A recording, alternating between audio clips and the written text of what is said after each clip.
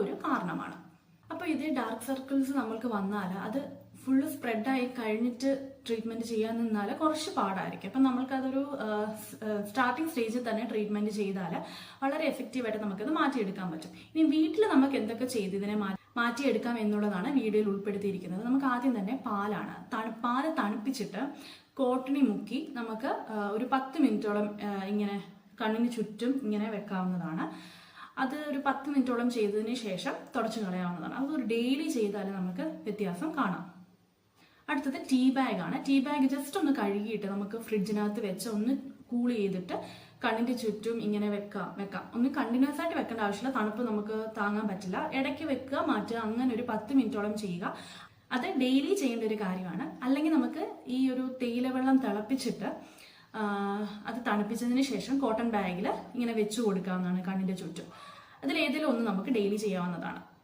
അടുത്തതാണ് പൊട്ടറ്റോ നമുക്ക് ഒന്നിൽ വട്ടത്തിൽ സ്ലൈസ് ചെയ്തിട്ട് കണ്ണിന്റെ പുറമെ ഇങ്ങനെ ഒരു 10-15 മിനിറ്റോളം വെക്കാം.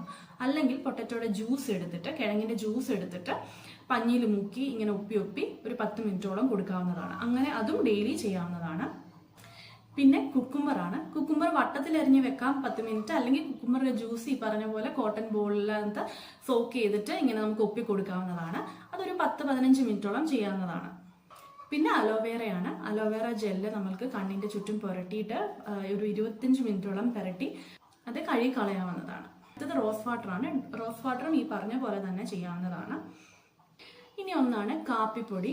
ഒരു 1/4 ടീസ്പൂണോളം കാപ്പിപ്പൊടി എടുത്ത് അത് ഡൈല്യൂട്ട് ചെയ്യാനെന്ന് വെച്ചാൽ അത് ചെറുതായിട്ടൊരു കുഴമ്പ് പരുവത്തിലാവാത്തക്ക രീതിയിൽ വെളിച്ചെണ്ണ എടുത്ത് മിക്സ് ചെയ്തതിന് ശേഷം കണ്ണിന് ചുറ്റും ഒരു അരമണിക്കൂറോളം പുരട്ടിയതിന് ശേഷം കഴുകി കളയാവുന്നതാണ്.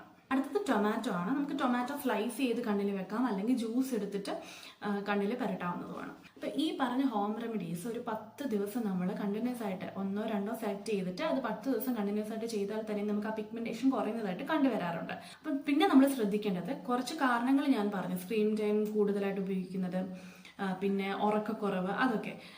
അപ്പം അതെന്താണ് നമ്മൾ കണ്ടുപിടിച്ചിട്ട് അതിനെ കൂടെ പരിഹരിക്കുക.